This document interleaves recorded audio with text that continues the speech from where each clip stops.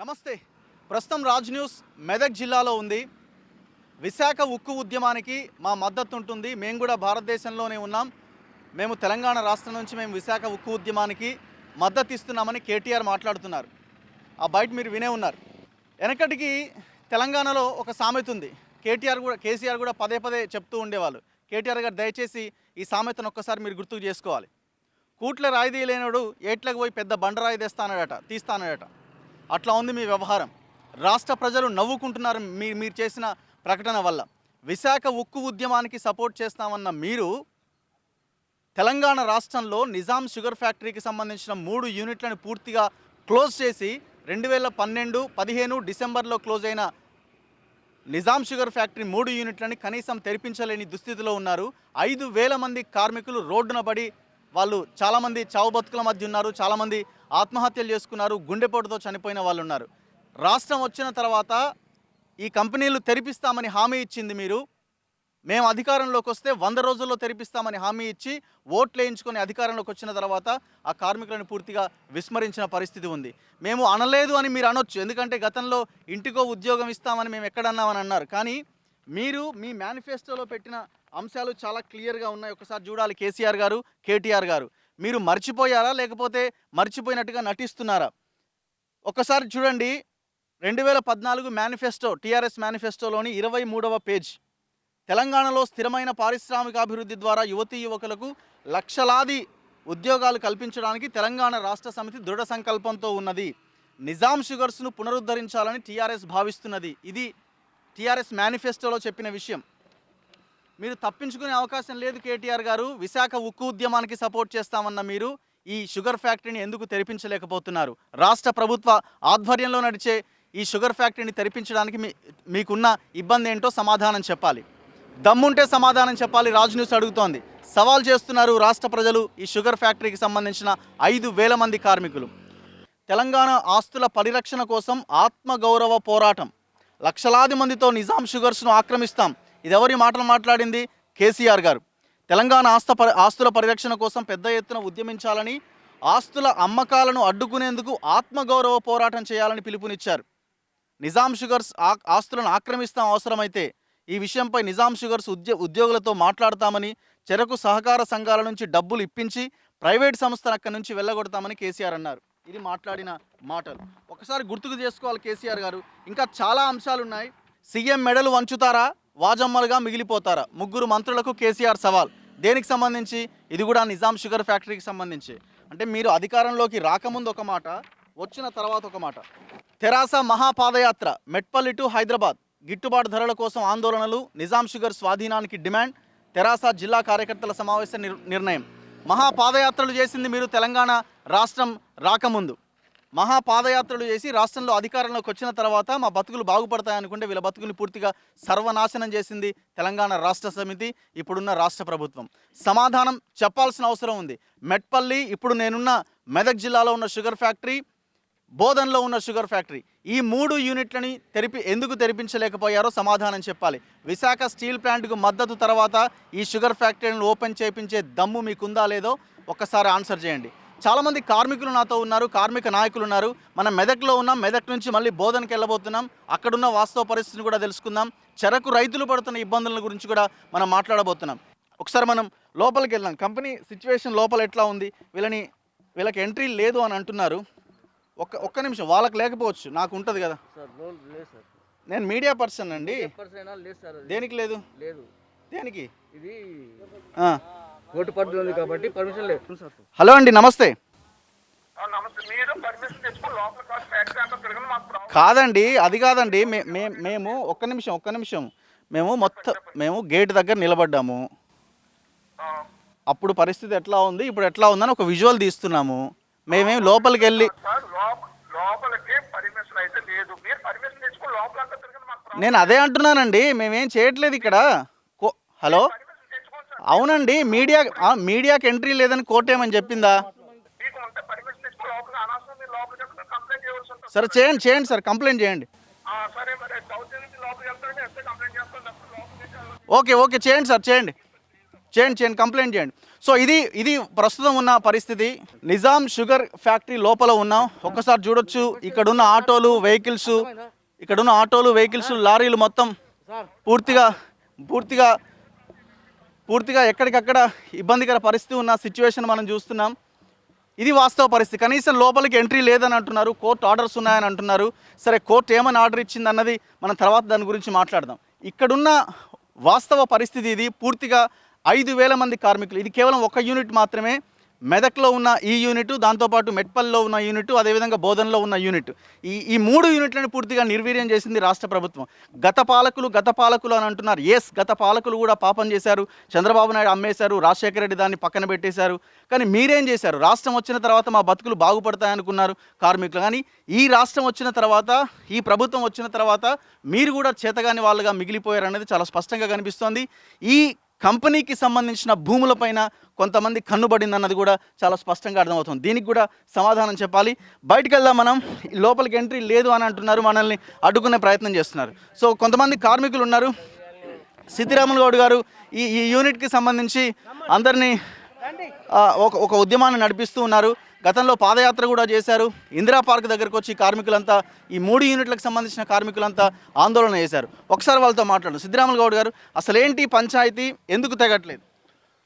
మాకు గతంలో 2002లో ప్రైవేటీకరణ జరిగింది. అంటే పార్షియల్లీ జాయింట్ వెంచర్లో నడిచింది. ఆ తర్వాత తెలంగాణ వచ్చిన తర్వాత కూడా ఫ్యాక్టరీని మంచిగా నడిచే ఫ్యాక్టరీని కేసీఆర్ గారు వచ్చేసి నేను 100 రోజులలో రీబ్యాక్ తీసుకుంటా అని చెప్పేసి మాకు హామీ ఇచ్చాడు. ఆ హామీని నెరవేర్చకుండానే ఈరోజు కంప్లీట్గా 2015 డిసెంబర్ 23 నాడు మేము 22 నాడు డ్యూటీకి చేసి ఇంటికి వెళ్ళాము. వచ్చే వరకలా లే ఆఫ్ నోటీస్ అంటేసిపోయినరు. మాకు ఎలాంటి బెనిఫిట్స్ లేదు, మా శాలరీస్ ఇవ్వలేదు, బెనిఫిట్స్ ఏమి ఇవ్వలేదు, ఈఎల్స్ లేవు, సిఎల్స్ లేవు, గ్రాట్యుటీ లేదు, బెనిఫిట్స్ ఏమి ఇవ్వకుండా మమ్మల్ని అన్నమో రామచంద్ర అని తిప్పలు పెడతా ఉన్నాడు.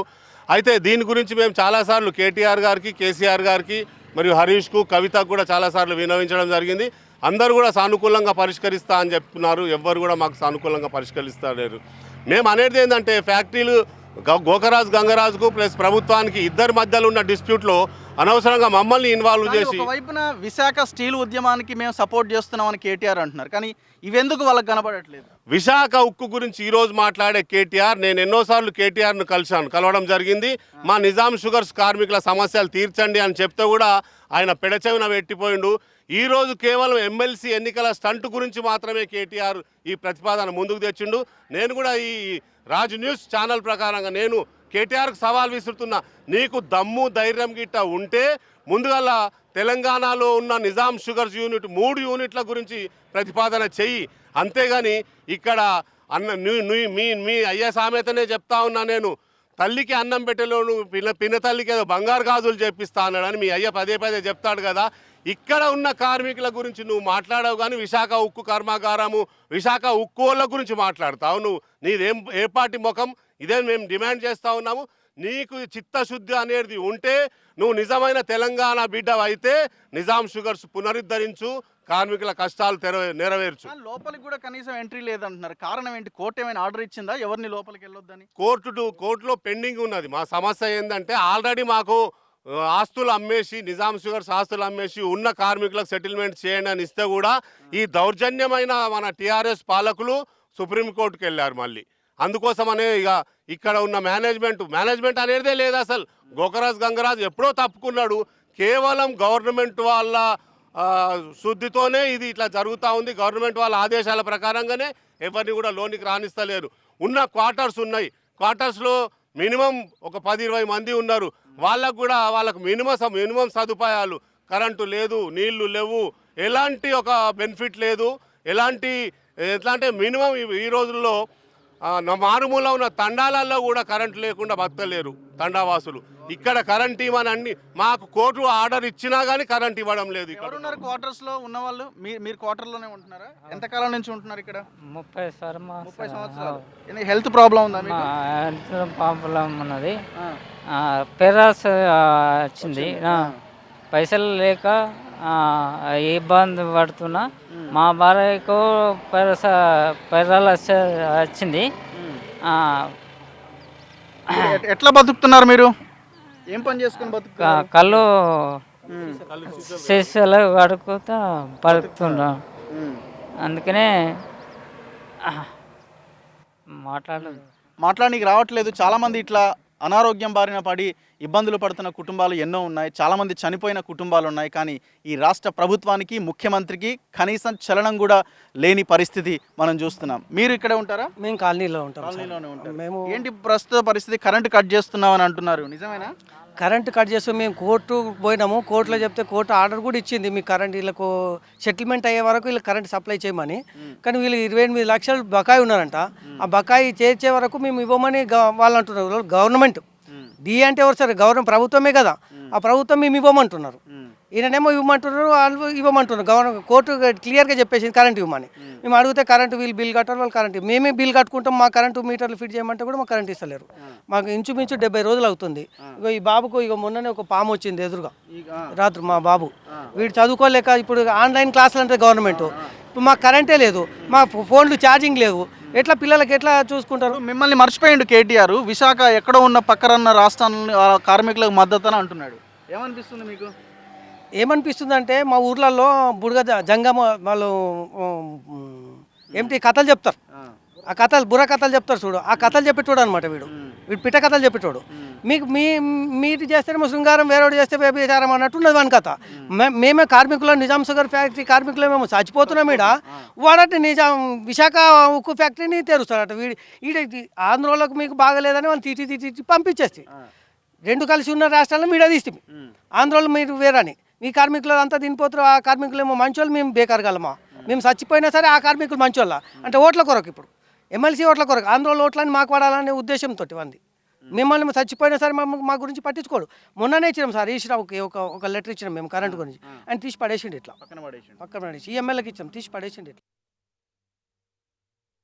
మీరు ఎక్కడ ఇక్కడే ఉంటారా? సార్ ఫ్యాక్టరీలో ఉంటారు. ఫ్యాక్టరీలోనే ఉంటారు. లేబర్ పని చేస్తున్నా. ఇంతకుముందు జాబ్ ఉండేది. ఓకే. ఎంత జీతం వచ్చేది అప్పుడు? అప్పుడు 9,000 ఉండేది సార్. ఎన్ని నెలల జీతం రావాలి మీకు? 5 years జీతం రావాలా, పెండింగ్ జీతం. ఇప్పుడు పెండింగ్ జీతం రావాలా. ఎట్లా ఏం చేసి బతుకుతున్నారు ఇప్పుడు? లేబర్ పని చేసి బతుకుతున్నా సార్. ITI fitter. ఎట్లా మీరు ఎంట్రన్స్లో సీట్ సంపాదించారా ఇందులో? లేదు సార్, జాబ్ పని చేసి సంపాదించారు. మీరు పెద్ద మనిషి? చెవిపోయిందా సార్? 6 సంవత్సరమైందా? మన తినడానికి లేదు, చిన్న చిన్న పిల్లలు ఉన్నాయి, ఇక కరెంట్ లేదు. ఇప్పుడు 4 నెలలు నడుస్తుంది, అవి లేదు, పైసలు లేదు. చేయాలి. ఏం పని చేసేవాళ్ళు ఇంట్లో? పనికి పోతాము, సేవ లేదు. మీరు ఇందులోనే చేసేవాళ్ళ? లేదు, మా నాన్నగారు చేస్తారు. ఎట్లా మీరు మీ జీవితాలను ఎట్లా నడిపిస్తున్నారమ్మా? అప్పులు పాలైనాం సార్. ఉన్న నగలన్నీ బ్యాంకులో పెట్టి అప్పులు పాలైనాం. మీ దగ్గర మిత్తికి తీసుకొని, వాళ్ళ దగ్గర మిత్తికి తీసుకొని అప్పుల పాలైనాం. నేను ప్రైవేట్గా టీచర్గా చేస్తున్నాను. ఏం లేదు, దీని మీద ఆధారపడ్డాం కానీ నష్టపోయినాం. ఇప్పుడు ఎంట్రీ కూడా లేదట. ఎంట్రీ లేదు. మరి ఇన్ని జీవితాలు, ఇన్ని కుటుంబాలు ఎట్లా బతుకుతాయని కేసీఆర్కి అయితే అస్సలు లేదు. నిద్రపోతున్నాడు ఆయన. ఇప్పటికైనా మేల్కోవాలి. ప్రింట్ మీడియా వచ్చింది, మల్టీమీడియా వచ్చింది, ప్రెస్ అందరూ వచ్చారు, కానీ ఏం పరిష్కారం లేదు. సమస్య ఎక్కడేసిన గొంగలు అక్కడే ఉంది. క్వార్టర్స్ ఎట్లున్నాయి? అధ్వానంగా ఉంది సార్. మీరు వచ్చి చూడండి. పాములు, కోతులు, కుక్కలు, అసలు మనుషులు ఉండే జాగనేది అరణ్యవాసం అయిపోయింది సార్. అప్పుడు శ్రీరామచంద్రుడు వాళ్ళు వెళ్తే అరణ్యవాసానికి తన తండ్రి మాటని మేము ఈయన వల్ల అరణ్యవాసం పాలైపోయింది. జీతం వస్తుందా పెద్ద మనిషి మీకు? ఎవరు ఇస్తారు మీకు? Private contractor. మీరండి? నేను ఎక్కడనే ఉంటాను సార్, కోటర్స్లోనే ఉంటాను. కోటర్స్లోనే ఉంటాను సార్. ఏం పని చేస్తున్నారు ఇప్పుడు మీరు? నేను ఆల్రెడీ ఫిజికల్ హ్యాండిక్యాప్ సార్. ఇక్కడ ఉన్న జాబ్ మీద పట్టుకొని అప్పులు బాగా చేసుకున్నాను సార్. అప్పులు బాగా చేసుకుంటే పెళ్లిళ్ళు చేసిన అమ్మాయిది. అప్పులు బాధతో ఊరు పెట్టుకునే స్థితికి వచ్చేసిన ఇప్పుడు నేను. ఆ పరిస్థితి ఏంటి, నమ్ముకున్నాను అనమాట. ఫ్యాక్టరీ నడుస్తుంది కదా, అదే తీర్థంలే నెలకేదో అనుకున్నా కానీ అది తిరగట్లేదు. కేసీఆర్కు ఇది లేదు. ఎందుకు మర్చిపోయారు మిమ్మల్ని? అంటే కార్మికులకు అంటే ఆ కేసీఆర్కు అసలు లేదు సార్. ఇది రాజ్యాంగంలో ఆ కార్మికుల గురించి మేలు చేయాలనేది అయితే కేసీఆర్కు మాత్రం లేదు. కేసీఆర్కు కావాల్సింది ఏంటంటే రైతులు, ఎన్జిఓలు, టీచర్లు తప్ప వేరేది ఉద్దేశం లేదు. ఆయన పాలిసులోనే బంగారం తెలంగాణ అన్నాడు. బంగారం లేదు, రాగి లేదు, వెండి లేదు, ఇనుము లేదు. అంతా వేస్ట్ గవర్నమెంట్. కేసీఆర్ పిట్టెల దొర, మాయల మరాఠీ, మాయల ఫకీర్ అంటే కేసీఆర్. తన స్వార్థం చూసుకుంటుంటే తప్ప మేలు ఇతరులకు చేస్తలేడు. కార్మికులకు మంచి చేయాలి, కార్మికులకు బలి చేయొద్దు అంటే ఇంతమంది కార్మికులు కూడా బలి అవుతున్నా కూడా ఆయన స్పందించకపోవడము. భద్రుమాలతో కమిషనర్ ఉన్నారు. ఆల్రెడీ కోర్టు కూడా తిరిగినప్పుడు వచ్చాడు కానీ గవర్నమెంట్ ఏది చెప్తే అదే చెప్తాడు కానీ ఆధారం ఇంత ఏం చెప్పాడు ఆయన. నా చేతిలో ఏమీ లేదు, అంతా గవర్నమెంట్ చేతిలో ఉంది అంటాడు. గవర్నమెంట్ ఎక్కడుందో నాకు తెలియదు. మరి అసలు గవర్నమెంట్ ఉందా దీంట్లో? ఈ చీకటి రాజ్యంలో గవర్నమెంట్ ఉందా? ఈ అంధకానం లాగా అయిపోయింది ఇది మొత్తం. సో చాలా మంది లేడీస్ ఉన్నారు, వాళ్ళతో కూడా ఒకసారి మనం మాట్లాడదాం. పాములు వస్తున్నాయి, తేళ్ళు వస్తున్నాయి, చాలా బాధ అవుతుంది. కరెంట్ ఇస్తా అంటారు, ఇయ్యరు, ఏమి చెయ్యరు. వెళ్ళి కలిసారా అమ్మ? ఎవరైనా వచ్చారా మీ ఎమ్మెల్యే అన్న? కనీసం ఎవరు పట్టించుకోరు సార్. ఓటేస్తప్పుడు అందరూ మామూలు అన్నట్టుగా వస్తున్నారు, ఎవరు రావటం లేదు. కరెంట్ రేపు అని అంటున్నారు, రేపు అని అనేసి ఉంటున్నాము. జీతాలు రాకపోయి కరెంట్ ఎక్కడికైనా వెళ్తామంటే కిరాయికి పైసలు లేవు. పిల్లలు చదువులు పాడైపోతున్నాయి, అన్నిటికీ ఇబ్బంది అయిపోతున్నాము. మొన్న దొంగలు సరిపడ్డారు మా ఇంట్లోటు, ఇట్లా ఇబ్బందిలోటు ఉన్నాము. అందరికీ నమస్కరిస్తున్నాను, కరెంట్ వచ్చినట్టుగా చూడండి సార్. ఒకసారి వీళ్ళ క్వార్టర్స్ ఎట్లా ఉన్నాయి, ఎలాంటి పరిస్థితిలో ఉన్నారు, వాళ్ళు కనీసం బతికే పరిస్థితి ఉందా ఒక్కసారి చూద్దాం. కనీసం లోపలికి కూడా ఎంట్రీ లేదు, మీడియాకు కూడా ఎంట్రీ లేదని బెదిరిస్తున్నారు, అధికారులతో మాట్లాడుతున్నారు, కేసులు పెడతామంటున్నారు. ఒకటి కాదు 100 కేసులు పెట్టుకో మిస్టర్ కేటీఆర్ గారు. ఈ ఫ్యాక్టరీ ప్రజలని పట్టించుకొని చూస్తున్నారు కదా, చాలామంది మహిళలు ఏడుస్తున్నారు. వాళ్ళ కన్నీరు, వాళ్ళ ఉసురు మీకు ఖచ్చితంగా తగలక మానదు ఈ రాష్ట్ర ప్రభుత్వానికి. వీళ్ళని బాగు చేయాలని మీరు విశాఖ స్టీల్ ఫ్యాక్టరీ ఉద్యమానికి సపోర్ట్ చేస్తారట. సిగ్గుపడాలి ఈ రాష్ట్ర ప్రభుత్వం ఇంకా ఉన్నందుకు. సో ఫ్యాక్టరీ మెదక్ జిల్లాలో ఉన్న ఈ ఫ్యాక్టరీ కార్మికులు నివాసం ఉంటున్న ప్రాంతం దగ్గరికి వచ్చాం. ఎంత దారుణం అంటే పరిస్థితి మీరు ఒకసారి గమనించవచ్చు. పవర్ సప్లై లేకుండా ఈ స్టార్టర్లు మొత్తం ఈ ఫ్యూజులన్నీ తీసేశారు. వాటర్ సప్లై కూడా లేదు. ఈ సంప్లోకి వాటర్ వచ్చిన తర్వాత వీళ్ళందరికీ సప్లై ఉంటుంది, పూర్తిగా ఈ సప్లైని కూడా ఆపేసిన పరిస్థితి ఉంది. ఒకసారి మనం గమనించవచ్చు, ఈ వాటర్ ట్యాంక్ కూడా పూర్తిగా డ్రై అయిపోయిన సిచ్యువేషన్ కనిపిస్తుంది. ఒకసారి మనం లోపలికి వెళ్దాం. ఎందుకు ఇంత దారుణమైన పరిస్థితులు ఉన్నాయి, ఇంకా ఎలాంటి సిచ్యువేషన్స్ ఉన్నాయో మనం ప్రత్యక్షంగా గమనించవచ్చు. చూడండి ఒకసారి, కనీసం దీన్ని పట్టించుకున్న పాపాన కూడా పోవట్లేదు. చాలామంది కార్మికులు ఇందులోనే నివాసం ఉంటున్నారు. పాములు, తేళ్ళకి చాలామంది అనారోగ్యం బారిన పడ్డ పరిస్థితులు కూడా ఉన్నాయి. అయినా కనీసం వీళ్ళకి కరెంటు, వాటర్ ఈ సప్లై చేసినా వీళ్ళు బతుకుతారు ఏదో ఒక కూలి పని చేసుకొని. కానీ దాన్ని కూడా లేకుండా ఎట్లాగైనా వీళ్ళని ఇక్కడి నుంచి పంపించేయాలి, ఈ భూములను ఎవడో ఒకడికి అడ్డీ బావుషారికి అమ్మాలన్న ఒక భయంకరమైన కుట్ర నడుస్తుంది. ఎన్ని రోజుల నుంచి ఉంటున్నారు ఇక్కడ మీరు? ఎన్ని ఏళ్ళ నుంచి? ఎన్నెండ్ల నుంచి ఇగో అడి పందులు 3 రోజుల గిడి దాకా వస్తున్నాయి. బాధ్యత కాలమవుతా సారు, దండం పెడతా. కరెంట్ ఉందా? లేదు. కరెంట్ లేదు. రాత్రిపూట ఎట్లుంటున్నారు? దేవుడే దిక్కని ఉంటున్నాం. బాధ్యత నీళ్లు అక్కడ గాడికి ఎత్తుకొచ్చుకుంటున్నాము. నీళ్ళకు కూడా ఇబ్బంది ఉంది సారు, అన్నిటికి ఇబ్బంది ఉంది. ఎమ్మెల్యే, ముఖ్యమంత్రి వీళ్ళంతా ఎటు బాయ్? ఎటు పోయినరు, ఆడుండేది తెలియదు నాకు సారు. బాధ్యత అనవాసం ఎలదిస్తున్నాం సారు, మీ దయాలు అందరికి సారు. నా కాలం మొక్కడం కానీ మీ అబ్బాయి పనిచేస్తే ఆయన మా అల్లుడు, నాకు కొడుకు లేరు, నా బిడ్డతోనే ఉన్న బాధ్యులు. నా కొడుకు, నా భర్త చచ్చిపోయిండు, నా బిడ్డతోనే ఉన్నా, నా కొడుకు లేరు. కాలం ఇది తెలంగాణ విశాఖ స్టీల్ ప్లాంట్కి సపోర్ట్ చేస్తున్నారట కేటీఆర్ గారు. వినండి వీళ్ళ గోస, వీళ్ళ ఉసురు ఎవరికి తగులుతుందో మీరే తేల్చుకోవాల్సిన అవసరం ఉంది. మీరేం చేస్తారమ్మా?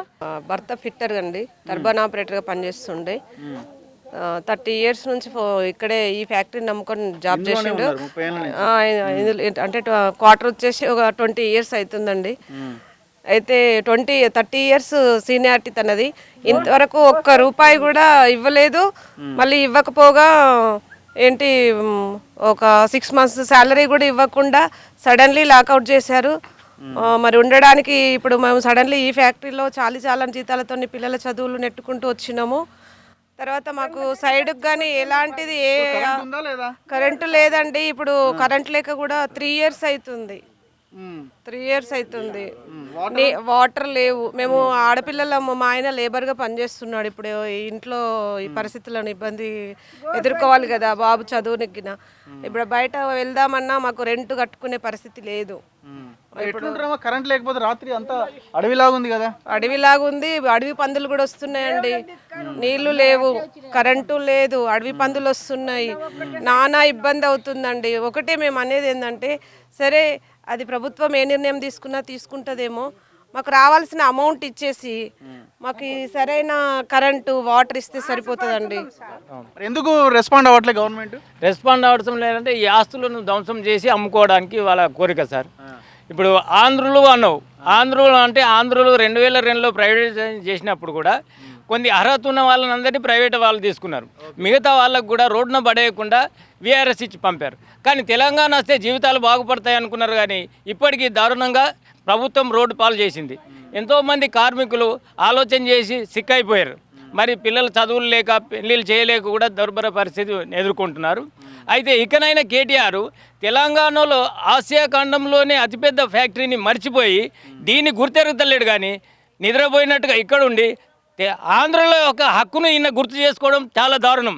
ఇకనైనా మేల్కొని కార్మికులందరికీ కూడా వాళ్ళకు అర్హత ప్రకారం వీఆర్ఎస్ ప్రకటించి ఈ కంపెనీని అమ్ముకుంటాడా ఉంచుకుంటాడా ఆయన ఇష్టం అది. కానీ ఈ విధంగా ఆయన చర్య తీసుకుంటే ఆయన యొక్క మంచిదనం అని మేము అనుకుంటున్నాం. ఇప్పుడైతే మేము కాంట్రాక్ట్ చేసినప్పుడు యథావిధిగా ఫ్యాక్టరీస్ నా ట్రాక్టర్ నడిచేది, మీరు 2 ట్రాక్టర్లు నడిచేది, ఒక 50 మంది లేబర్ నా కింద పనిచేసేవాళ్ళు. ఇప్పుడు పరిస్థితి ఏంది? ప్రతి నాకు పని లేదు, లేబర్కి పని లేదు. ఎంతమంది రోడ్డు మీద పడ్డారు? ఇప్పుడు నా తరఫున ట్రాక్టర్లు అమ్మేసినాను. వాస్తవానికి నా తరఫున ఒక 20 మంది లేబర్ కూడా ఇక కూలి లేక ఇబ్బందికరంగా పడుతుంది. ఉన్న ఉద్యోగాలు ఊసిపోయినాయి. ఇప్పుడు మాకు కాంట్రాక్ట్లు మేము కూడా కాంట్రాక్ట్ చేసే పరిస్థితులు లేవు. మేము కూడా కూలి నెలలు పని చేసుకుని బతున్నాం. నాకు ఇన్కమ్ ట్యాక్స్ ఇట్లా రావాలి, అవి కూడా ఇప్పటివరకు రాలేవు. ఎంత అమౌంట్ రావాలి? నాకు ఇంచుమించు 25,000 దాకా రావాలి. రాలేదు. అడిగితే ఏమంటారు? అయితే బిల్ చేసినాం అంటారు. సో ఇది పరిస్థితి. లక్షల ఉద్యోగాలు కల్పించామని అంటున్నారు కదా, ఉన్న ఉద్యోగాలు కూడా కొట్టారు మీరు. మీ రాష్ట్ర ప్రభుత్వం వచ్చిన తర్వాత ఉన్న ఉద్యోగాలు పోయాయి. ఎవరు మీ ఎమ్మెల్యే ఎవరు? ఆమె పద్మయ్య, ఆమె దేవేంద్ర. ఆమె ఎందుకు రాదు? మాకు కడుపు ఎంత మసులుతుంది. మేము అన్ని ఇట్లా చేసి కరెంట్ లేకపోయి నీళ్ళు లేకపోయి మాకు ఎంత బాధ అవుతుంది. ఇంట్లోకి ఎందుకు రాదు? అవన్నీ చేస్తుంది, మరి ఇవెందుకు చేయదు? ఆశా వర్క్లో చేస్తుంది, బస్ కండక్టర్లో చేస్తుంది, మరి మాకెందుకు చేయ? వీళ్ళకు వాళ్ళకు ఇదైపోయింది. మరి మా సార్కి ఎట్లా కావాలి చెప్పు? ఎట్లా బతకాలి? మేము ఎట్లుండాలి? ఉందామన్నా కిరాయి ఉందామన్నా మాకు పరిస్థితి లేదు, కట్టే పొల్యూషన్ లేదు. ఇంత చిన్న పిల్లవాడు నాకు పిల్లవాడిని వేసుకొని చీకట్లు ఉంటున్నా. తేలి వచ్చింది మొన్న కలుస్తానికి, ఒకటే కీకలు పెట్టిండు. కరెంట్ లేదు ఊపు ఊపు అని అంటున్నాడు. 3 నెలల నుంచి లేదమ్మా కరెంటు? 3 నెలలు అవుతుంది కరెంట్ లేక. ఇంత చిన్న పిల్లవాడిని వేసుకొని ఇంత చీకట్ల. నో పవర్, కరెంట్ లేదు. ఇది అటు వెనుక కూడా ఎంత చీది ఉన్నది, ఎంత అట్లున్నాం. ఇటు రండి. ఇది పరిస్థితి. మొత్తం అంతా చీకటిమయమే ఇల్లంతా. కరెంట్ లేదు, పవర్ లేదు. వీళ్ళు ఎట్లా వండుకోవాలి, ఎట్లా తినాలి, ఎట్లా బతకాలి? సో తిండి తర్వాత కనీసం బతికే అవకాశం కూడా లేదు.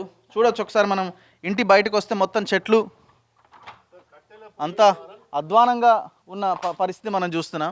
ఇదే ఈ అడవిల మధ్యలో వీళ్ళంతా నివాసం ఉంటున్నారు. కానీ రాష్ట్ర ప్రభుత్వానికి మాత్రం కనీసం కూడా కనిపించట్లేదంటే ఎంత దౌర్భాగ్యమైన పరిస్థితిలో తెలంగాణ రాష్ట్రం ఉందో ఒక్కసారి మనం అర్థం చేసుకోవచ్చు. కట్టెలపోయేనమ్మ, గ్యాస్ లేదా? సిచ్యువేషన్ ఇది. ఇంత దారుణమైన పరిస్థితిలో ఈ కుటుంబాలు బతుకుతున్నాయి. ఇప్పటికైనా విశాఖ స్టీల్ ప్లాంట్ తర్వాత కేసీఆర్ కేటీఆర్ గారు దయచేసి ఈ నిజాం షుగర్ ఫ్యాక్టరీని తెరిపించండి. వీళ్ళు కనీసం తెరిపించమని కూడా అడుగుతలేరు. మా సెటిల్మెంట్లు మాకు చేసి మీ సాగు మీరు సావండి అని అంటున్నారు జనం. మరి ఏం చేస్తారు? మీరు ఇక్కడ ఎంప్లాయ్ మీరు కూడా. నేను మెదక్లో ఉంటున్నా, జీవనోపాధి ఏదో చిన్న వ్యాపారం చేసుకొని బతుంది. ఇంతమంది ఇందులో ఎంప్లాయ్ ఎంత ఉండే అండి శాలరీ? నా అప్పుడు ఉన్నప్పుడు మాకు 18,000 ఉంటుంది సార్. ఫ్యాక్టరీ క్లోజ్ అయ్యే ముందు 18,000 ఉండే. అప్పుడు మాకు శాలరీస్ కూడా ఎక్కువ లేకుండే. అప్పుడు కూడా మాకు కష్టమే ఉండే. ఏమేమి సెటిల్మెంట్ చేయాలి? ఇప్పుడు మాకు విఆర్ఎస్ ఇస్తే అన్ని వర్తిస్తాయి. గ్రాడ్యుయేటీ ప్లస్ దాని విఆర్ఎస్, దానికి సంబంధించిన అది ప్యాకేజీ. మాకు ఏదో ఇస్తే సెటిల్మెంట్ చేస్తే మాకేమన్నా పైసలు వస్తేమన్నా ఏదో మా దారి మేము చూసుకుంటాం. సెటిల్మెంట్లు చేస్తులేదు, ఈ ఫ్యాక్టరీ నడిపించలేదు. మధ్యలో 6 సంవత్సరాల నుంచి మేము ఇదే నలిగిపోయి బతుకుంటున్నాం. ఇప్పుడు మెదక్ జిల్లా అనగానే కేసీఆర్, కేటీఆర్, హరీష్ రావు వీళ్ళందరూ గుర్తొస్తారు కదా. వీళ్ళ మధ్యలోనే ఉంది కదా, ఇది ఎందుకు పట్టించుకుంటలేరు? యాక్చువల్గా కేసీఆర్ గారు తలుచుకుంటే ఇది ఒక చిన్న సమస్య, అది పెద్దదేం కాదు. ఆయన తలుచుకోవడం లేదు, మరి ఎందుకో ఏమో మాకేం అర్థం కావడం లేదు. మా మీద ఎందుకు కక్ష? ఆయనకు కక్షలేమని ఉంటే గంగరాజుకు ఆయనకు ఉండొచ్చు, కానీ అనవసరంగా మేము బలి అయిపోతున్నాం. మా మీద కక్ష సాధింపు చేయాల్సిన అవసరం ఆయనకు లేదు. మేము కూడా గతంలో తెలంగాణ కోసం ఎన్నో రోజులు కష్టపడి ఫ్యాక్టరీకి తాళాలేసి మేము లాసప్ అయ్యి వంట వార్పులు చేస్తూ పాదయాత్రలు చేస్తూ తెలంగాణ కోసం 23 రోజుల దీక్ష చేసినాం. మేము కూడా తెలంగాణ వచ్చినాక మా బతుకులు బాగుపడతాయేమో అనుకుంటే ఇంకా అంధకార బంధనం అయిపోయినాయి తప్ప బతుకులు బాగుపడడం లేదు. దీనికి ముఖ్యమైన కారణం ఏంటంటే ఇక్కడ ఉన్న ప్రతిసారి మన ప్రభుత్వం ఎప్పుడైతే 1938 నుంచి కూడా ఎవరైనా ఆఫీసర్లు ఉన్నారు అంటే ఐఏఎస్ ఆఫీసర్లే ఉంటుండే మాకు, కలెక్టర్ నుంచి కలెక్టర్ వాళ్ళు. కమిషనర్ కూడా పొలిటికల్ ఇప్పుడు కమిషనర్ గారు ఏంటంటే ఆయనకు మినిమం అవగాహన లేదు షుగర్ ఇండస్ట్రీ మీద. ఆయన బేసికల్గా ఐటీఎస్ చదివిండు, ఇండియన్ టెలికాం సర్వీస్ ఆయనది. అయితే ఆయనకు ఈ టెలిఫోన్ల గురించి తెలుసు కానీ షుగర్ గురించి తెలియదు. ఇక్కడ మాకు ఎప్పుడైతే లే ఆఫ్ అయింది అని చెప్పిండో ఆ పరిస్థితుల్లో కూడా 80,000 టన్నుల చెరుకు ఉండే, నీళ్లు కూడా పుష్కలంగా నీళ్లు ఉండే. నీళ్లు లేవు, చెరుకు లేదు అనే ఒక దురుద్దేశంతో దీన్ని లే ఆఫ్కు ప్రకటించిండ్రు. అయితే కమిషనర్ గారు ఏం చేసిండంటే పక్కనున్న ఫ్యాక్టరీలతో లాలూచి పడి అక్కడ గాయత్రి, ఇక్కడ గణపతి. గాయత్రి అంటే సుబ్బరామిరెడ్డి గారిది, గణపతి అంటేనేమో కలకత్తా వాళ్ళది. వాళ్ళతో లాలూచి పడి ఇక్కడున్న చెరుకునంతా అక్కడ వాళ్ళకు డైవర్ట్ చేసిండు. దానికి ఆయన ప్రతి సంవత్సరం కూడా 50 లక్షల రూపాయల లంచం తీసుకుంటున్నాడు ప్రస్తుతం స్టిల్ నౌ. ఎందుకంటే ఆయన బద్రు మాలోత్ గారు, బద్రు మాలోత్ అంటే ఎవరు అంటే రెడ్డి నాయక్ ఎక్స్ఎమ్మెల్యే గారి అల్లుడు, మహబూబాబాద్ ఎంపీ మాలోత్ కవిత గారి భర్త. ఏదన్నా ఇన్సిడెంట్ అయ్యి మేము ఏదన్నా కమిషనర్ గారి గురించి ఏదన్నా అప్పీల్ చేస్తే రెడ్డి నాయక్ కానీ కవిత కానీ పోయి కేటీఆర్ దగ్గరికి, కేసీఆర్ దగ్గర కూర్చొని సార్ మా ఆయనది కొంచెం ప్రాబ్లం ఉంది అనగానే ఆయన జయేష్ రంజన్ అనే ఐఏఎస్ ఆఫీసర్ ఉన్నాడు ఒక ఆయన, పరిశ్రమల శాఖ చూసేది. ఆయన ఏం చేస్తాడంటే కేటీఆర్ గారు ఆ జయేష్ రంజన్ భద్రమాలోతో వచ్చిండు ఏదో చూడు అంటే అబ్బో పెద్ద పైనుంచి ఫోన్ వచ్చిందని ఈయన ఎలాంటి తప్పుడు నిర్ణయాలు తీసుకున్నా కానీ దాన్ని సరి చేస్తూ ఉన్నారు. ఎందుకంటే ప్రభుత్వంలో అట్లా ఇన్ఫ్లుయెన్స్ ఈయన చేపిస్తున్నాడు భద్రమాలోత్ గారు. కవిత ఎంపీ, రెడ్డి నాయక్ ఎమ్మెల్యే కాబట్టి ఆయన కేటీఆర్ను కేసీఆర్ను కూడా మెస్మరైజ్ చేసి తప్పుడు నిర్ణయాలు తీసుకొని ఒకప్పుడు ఇది ప్రైవేట్ రంగంలో నడిపిస్తాను అని చెప్పేసి కూడా అన్నాడు.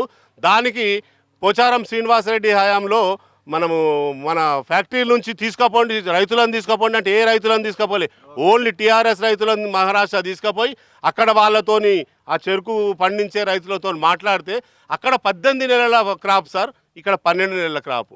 మనది సాలి అంటారు, అలా దేడ్ సాలి అంటారు. ఇక్కడ ఉన్న ఈల్డింగ్ అక్కడ ఉన్న ఈల్డింగ్ ఇక్కడ వస్తలేదని కుంటి సాగుతూ 18 నెలలకు 12 నెలలకు ఒకటే ఉంటుందా? మనకు 12 నెలలకైనా కానీ మనకు 40 టన్నుల ఈల్డింగ్ వచ్చేది ఇక్కడ దిగుబడి, ఒక ఎకరాకు 40 టన్నులు వచ్చేది. అక్కడ 18 నెలలకు 40 టన్నులు వస్తుంది. అంటే పెట్టుబడి కూడా ఎక్కువ, అక్కడ నీళ్లు ఎక్కువ. ఇక్కడ పెట్టుబడి తక్కువ, నీళ్లు కూడా తక్కువ. కాబట్టి ఇటువంటి అన్నీ కూడా మేనేజ్మెంట్ వాళ్ళు ఈ భద్రమాలోత్ గారు కుమ్మక్కయి గవర్నమెంట్కు చెప్పకుండా కేటీఆర్ గారికి కేసీఆర్ గారికి ఏదో తప్పుడు విషయాలు చెప్పి ఆయన లబ్ధి పొందుతూ ఉన్నాడు. ఇప్పటికైనా ప్రభుత్వం వారు స్పందించి 7 సంవత్సరాల నుంచి డిప్యుటేషన్గా ఉన్న బద్రు మాలోత్ను తక్షణమే ఆయనను తీసేసేయాలి. మాకు ఐఏఎస్ ఆఫీసర్ ఎండీగా వేస్తే ఇక్కడ ఉన్న ఆస్తుల విలువ, మా ప్రాబ్లమ్స్ ఏంటి అనేది వాళ్ళకి తెలుస్తుంది. కాబట్టి ఐటీఎస్గా ఉన్న బద్రు మాలోత్ను తప్పించాలని మేము రాజ్ న్యూస్ పరంగా డిమాండ్ చేస్తా ఉన్నాం. సో ఇది కార్మికుల డిమాండ్. మనం మెదక్ జిల్లాలో ఉన్న నిజాం షుగర్ ఫ్యాక్టరీలో ఉన్న మనం ఈ క్వార్టర్స్ అన్నీ తిరుగుతున్నాం. ఒక భర్త తన భార్య లోపల ఉన్నారు, పూర్తిగా ఆవిడ బెడెడ్, పూర్తి అనారోగ్యం బారిన పడింది, చావు బతుకుల మధ్య కొట్టుమిట్టాడుతోంది. సో మనం వచ్చామని తెలిసి ఇంటికి తాళం వేసి ఆయన బయటికి రావాల్సిన దుస్థితి. ఒకవేళ తాళం తీస్తే లోపలికి ఎవరు వస్తారో ఏం వెళ్తాయో కూడా అర్థం కాని పరిస్థితి. ఓపెన్ చేయండి. మాట్లాడతారా ఆమె? మాట్లాడతారా? ఏమైందమ్మా? ఏమైందంటే కాళ్ళు చేతులు ఆడిపోయినాయి, కళ్ళు కనబడతలేవు. కనబడతలేవు. ఏం పని చేసేటోళ్ళు మీరు? ఏ పని చేసుకుంటాం. ఎందులో ఉన్నారో తెలుసా మీరు? ఎక్కడున్నారు? కానీ ఈ కంపెనీ ఎందుకు మూతపడ్డదమ్మా? మూతపడ్డదా నడుస్తుందా? మూతపడ్డది. ఇది మా కేసీఆర్ మూతేసిండు. మా జీవితాలతోనే ఆడుకుంటుండ్రు. ఇబ్బంది వస్తుంది కదా. కరెంట్ ఉందా? ఫ్యాన్ వేయడానికి కూడా లేదు. లేదు, కరెంట్ లేక చీకట్లు ఉన్నాం. దోమలు గడుస్తున్నాయి, ఉడకపోతుంది, నిద్ర పట్టలేదు. ఆవిడ పూర్తి అనారోగ్యం బారిన పడి బెడ్ సిక్ అయిపోయింది. కనీసం ఉండడానికి కూడా అవకాశం లేదు, ఫ్యాన్ లేదు, పవర్ లేదు. ఏం చేస్తున్నారు అధికారులు? కనీసం ఇక్కడ ఉన్న స్థానిక ఎమ్మెల్యే పద్మా దేవేందర్ రెడ్డి గారు మీరేం చేస్తున్నారు? మీ స్థానికంగా మీ నియోజకవర్గంలో ఉన్న ప్రజలు, ఈ నిజాం షుగర్ ఫ్యాక్టరీ పైన ఆధారపడి జీవిస్తున్న కుటుంబాలు, ఒక మహిళ పడుతున్న ఇబ్బంది ఇది. ఒక్కసారి ప్రగతి భవన్ ఫామ్ హౌస్లో కరెంటు కట్ చేస్తే పరిస్థితి ఏంటో ఒక్కసారి మీరు ఆలోచించండి. ఉండగలుగుతారా? ఏసీ లేని మీరు బతకగలుగుతారా? రాత్రిపూట పడుకోగలుగుతారా? ఈ జీవితాలు దాదాపు 3 నెలల నుంచి కరెంటు లేక చాలా ఇబ్బంది పడుతున్నారు. సో మెదక్ జిల్లాలో మనం క్వార్టర్స్ అన్నీ తిరిగిన తర్వాత ఒక గుడి కనిపిస్తుంది నాకు ఇదే కాలనీలో. చాలా అద్భుతమైన గుడి, చాలా పెద్ద గుడి. ఇక్కడ శ్రీరామనవమి ఉత్సవాలు కూడా చాలా బాగా జరిగేవట. మొత్తానికి దుర్మార్గులు ఎంత పని చేశారంటే లోపల కనీసం శ్రీరాముడికి పూజలు కూడా చేయలేనటువంటి దౌర్భాగ్యమైన పరిస్థితిని తీసుకొచ్చారు. ఈ గుడి మొత్తం పూర్తిగా క్లోజ్ చేశారు. కనీసం మేమైనా పూజ చేసుకుంటాం, ఆ తాళం ఇవ్వండి అని అన్నా కూడా అధికారులు, ఇక్కడున్న స్థానిక నాయకులు ఇవ్వలేని పరిస్థితి. చూడండి ఒకసారి, పూర్తిగా స్వామివారున్న గుడికి లోపల కూడా పూర్తిగా తాళం వేసి పెట్టేశారు. ఎక్కడికక్కడ గుడి పూర్తిగా నాశనం చేసే ప్రక్రియకి వీళ్ళు శ్రీకారం చుట్టారు. ఇది అత్యంత పెద్ద ధ్వజస్తంభం కనిపిస్తోంది. సో మాట్లాడాలి, స్పందించాలి. ఎందుకు ఈ రామాలయం పూర్తిగా నిర్లక్ష్యానికి గురి చేయబడింది? ప్రజలను ఎట్లాగో ఉండనివ్వట్లేదు. కనీసం భగవంతుని, దేవుణ్ణి కూడా ఉండనివ్వరా మీరు? ఒక పూజారిని పెట్టి కనీసం ఈ గుడి పూజ కూడా చేయలేరా? పక్కనే ఊరుంది, ఇటు పక్కన ఊరుంది, కానీ ఈ గుడి ఎందుకు ఇట్లా నిర్లక్ష్యంగా పక్కన పడేశారు? ఒకవేళ ఈ గుడి ఓపెన్ చేస్తే ఇక్కడ ఉన్న భూములకి మళ్ళీ ఇబ్బందికర పరిస్థితి వచ్చే అవకాశం ఉంది. ఈ భూములను ఎట్లా కాజేయాలంటే మొత్తం ఇక్కడ ఏమీ లేకుండా ఒక అడవిలాగా మార్చేసి ఈ భూముల మీద ఒక రియల్ ఎస్టేట్ వ్యాపారం చేయాలని కుట్ర పన్నినట్టు స్పష్టంగా అర్థమవుతోంది. రామాలయాన్ని పూర్తిగా విస్మరించారు. రామాలయం అనగానే మీరే దేవుళ్ళ, మీరే భక్తుల అని మాట్లాడే టీఆర్ఎస్ పార్టీ నాయకులు మీ పార్టీ హయాంలో, మీ ప్రభుత్వ హయాంలో ఏ రకంగా ఈ రామాలయాన్ని సర్వనాశనం చేశారో ఒక్కసారి ఈ దృశ్యాలు చూడండి. ఎంత దారుణమైన పరిస్థితిని మీరు తీసుకొచ్చారో.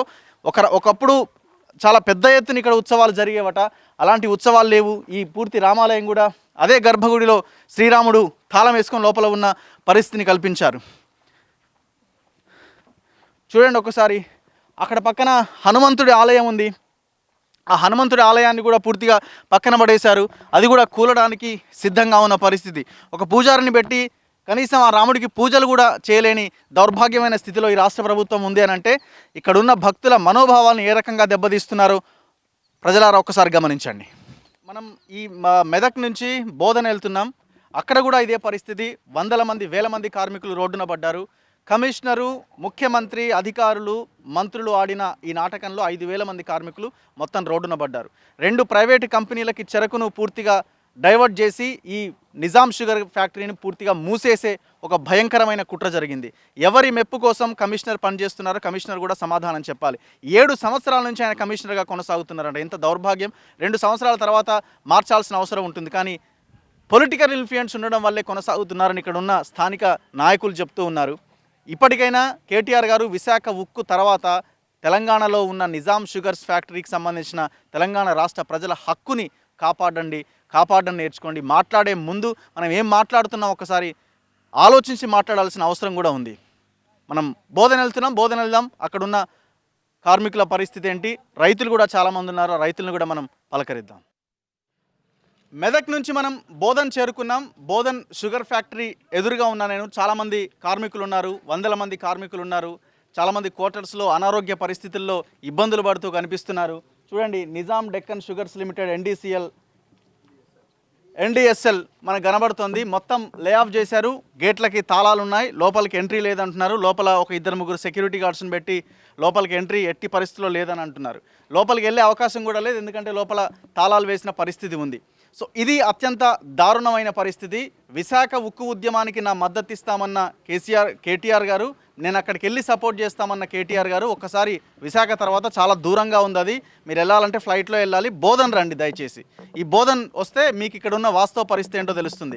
విశాఖ ఉక్కు కర్మాగారం విషయం పక్కన పెట్టి బోధన్లో ఉన్న ఫ్యాక్టరీని, షుగర్ ఫ్యాక్టరీని ఎందుకు మూసేశారో కేటీఆర్ సమాధానం చెప్పాలి. అత్యంత దారుణమైన పరిస్థితిలో 2,000 మంది కార్మికులని ఇక్కడ రోడ్డున పడేసిన పరిస్థితి. చాలామంది అనుకుంటున్నారు ఈ ఫ్యాక్టరీని తెరిపిస్తామన్నారు, కానీ ఆల్రెడీ ఓపెన్గా ఉన్న ఈ షుగర్ ఫ్యాక్టరీని 3 యూనిట్లని కావాలని తెలంగాణ రాష్ట్ర సమితి మూసేసింది. ఇక్కడున్న ల్యాండ్ల కోసమా, రియల్ ఎస్టేట్ వ్యాపారం కోసమా, ఎవరి కోసం చేశారో తెలియదు, కానీ కావాలని ఈ షుగర్ ఫ్యాక్టరీని మూసేసిన పరిస్థితి.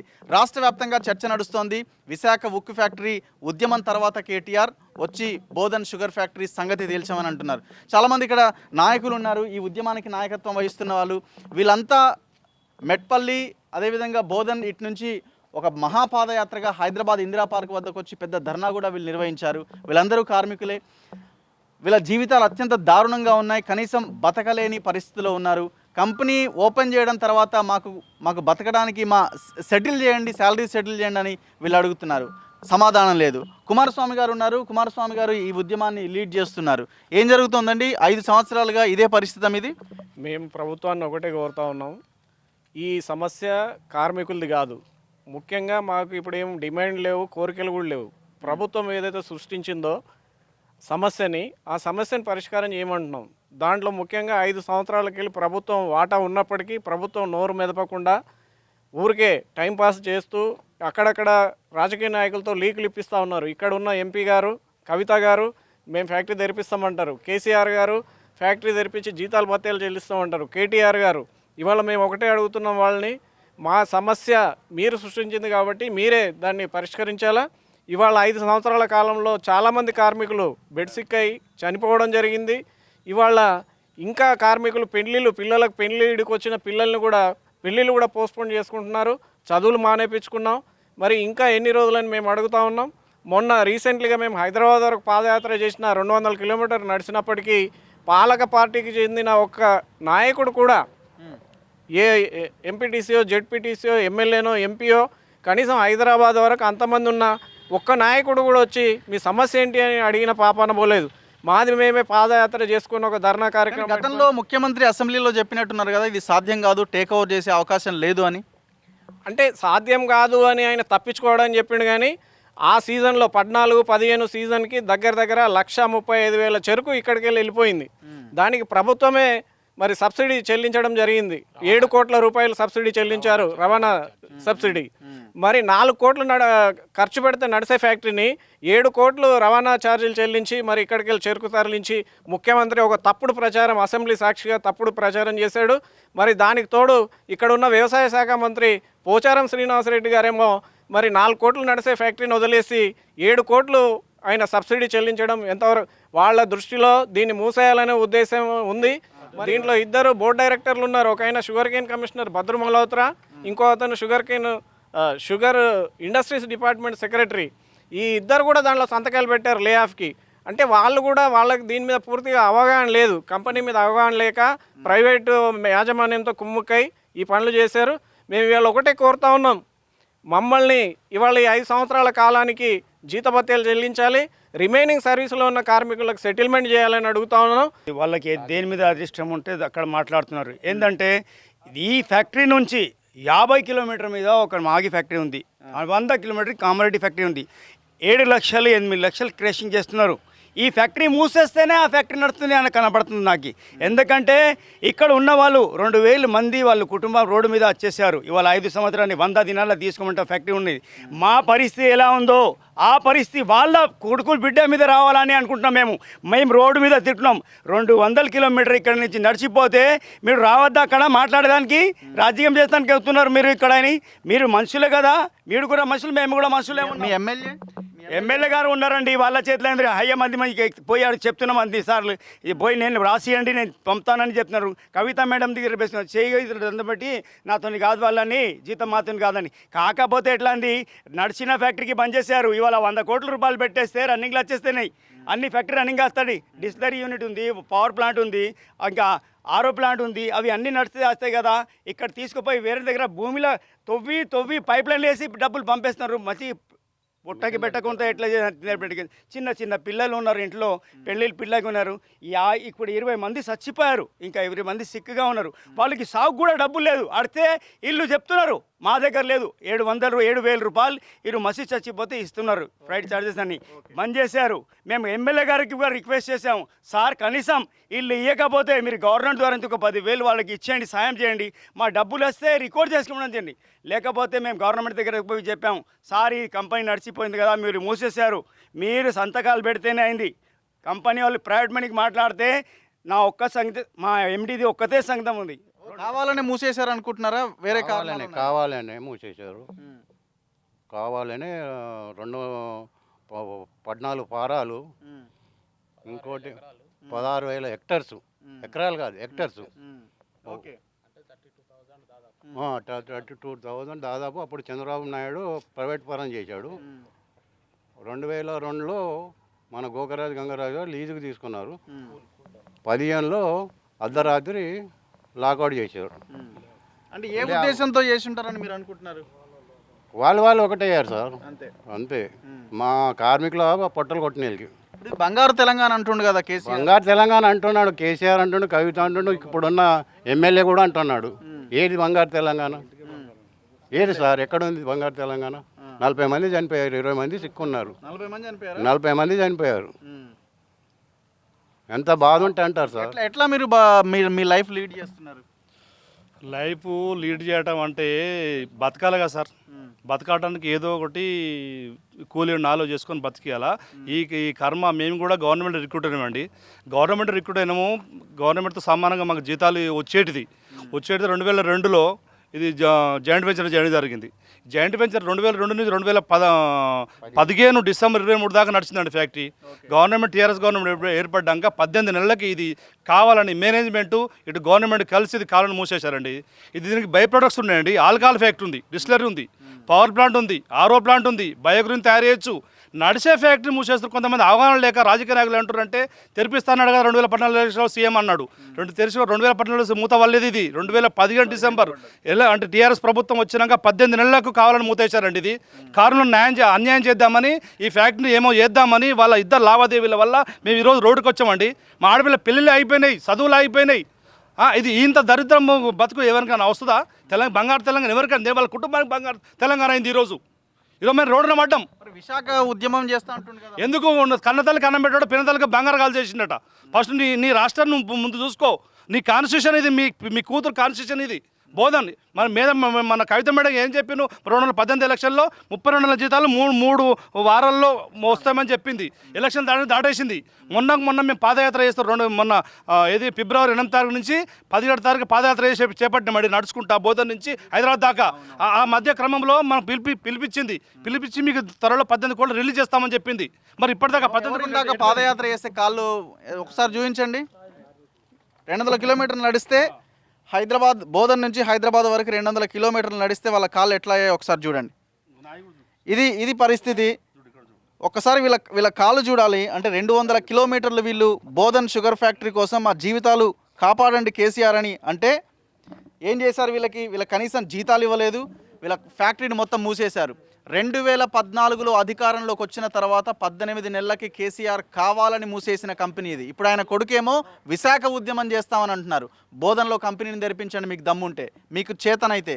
కొన్ని కోట్ల రూపాయలని ఖర్చు పెడితే ఈ కంపెనీ ఓపెన్ అవుతుంది, వేల మంది కార్మికులకి ఉపాధి దొరుకుతుంది. పరోక్షంగా కొన్ని వేల మంది దీని మీద ఆధారపడి జీవిస్తున్నారు, వాళ్ళు కూడా బతికే అవకాశం ఉంటుంది. ఆ పని మాత్రం చేయరు. ఈ భూముల మీద మాత్రం మీ కన్నుబడింది.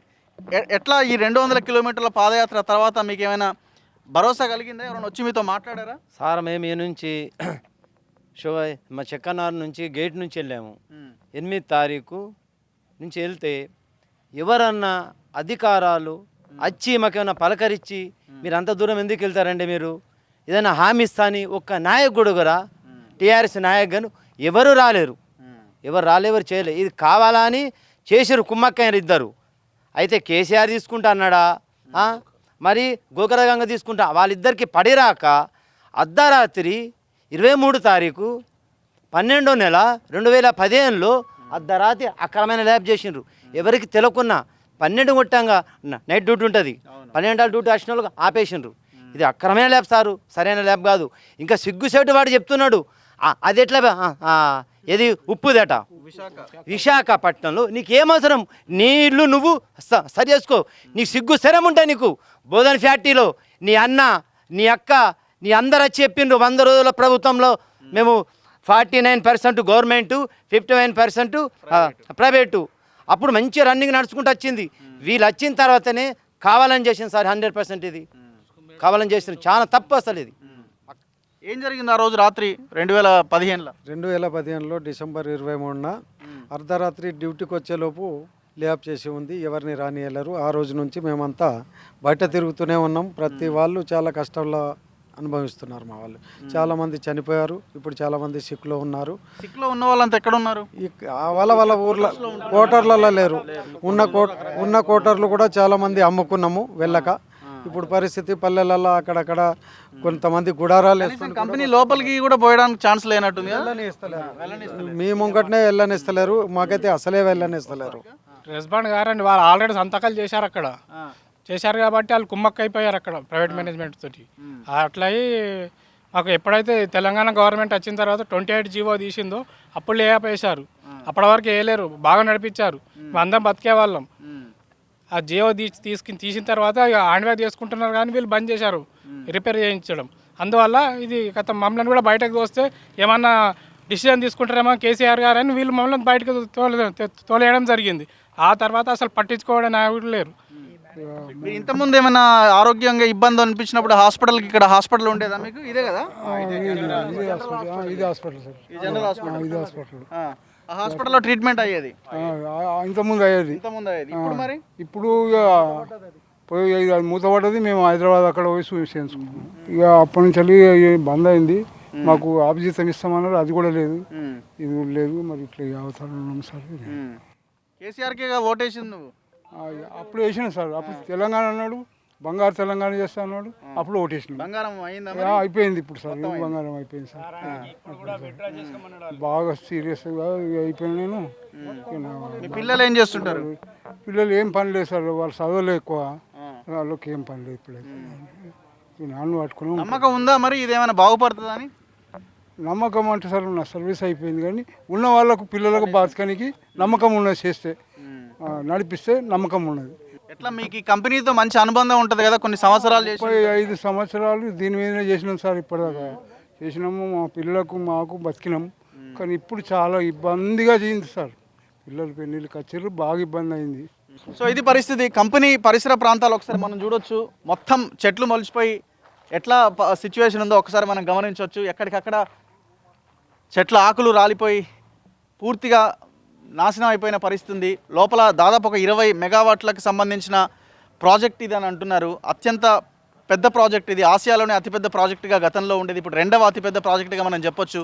ఇలాంటి షుగర్ ఫ్యాక్టరీని తెలంగాణ రాష్ట్ర సమితి అధికారంలోకి వచ్చిన తర్వాత మూసేశారు ఇది కావాలని. 2014కి ముందు ఈ కంపెనీ 51% ప్రైవేటు, 49% ప్రభుత్వ భాగస్వామ్యంతో నడిచి ఉండేది. 100% మేమే టేక్ ఓవర్ చేస్తాం, గవర్నమెంటే టేక్ ఓవర్ చేస్తుంది అధికారంలోకి వస్తే అని. అధికారంలోకి వచ్చిన తర్వాత ఈ కంపెనీని ప్రైవేటు వారిని బయటకు పంపించి ఈ కంపెనీని పూర్తిగా మూసేసిన పరిస్థితి ఉంది. 3 యూనిట్లు ఉన్నాయి, బోధన్, మెట్పల్లి, అదేవిధంగా మెదక్ జిల్లాలో ఉన్న షుగర్ ఫ్యాక్టరీ. ఈ 3 యూనిట్లని పూర్తిగా నిర్వీర్యం చేశారు. ఆ క్వార్టర్స్లో ఉన్న వాళ్ళకి కనీసం వాటర్, పవర్ సప్లై కూడా లేకుండా వాళ్ళని అక్కడి నుంచి పంపించే ప్రయత్నం జరుగుతోంది. వందల వేల ఎకరాలకు సంబంధించిన భూమిది. ఈ భూమి మీద కొంతమంది కన్నుబడ్డట్టుగా చాలా స్పష్టంగా అర్థమవుతుంది. ఏం చేస్తారన్నది చూడాలి. ఒక్క పూట ప్రగతి భవన్ ఫామ్ హౌస్కి పవర్ కట్ చేస్తే పరిస్థితి ఎట్లా ఉంటుందో ఒక్కసారి ఊహించుకోండి. ఈ కార్మికుల గోసను ఒక్కసారి మీరు ఇప్పటికైనా గమనించాల్సిన అవసరం ఉంది. ఒకవేళ అది కనుక జరగకపోతే వీళ్ళ ఉసురు మీకు తగలక మానదు ఖచ్చితంగా. కెమెరామెన్ మొయినుద్దీన్తో రఘు, రాజ్ న్యూస్.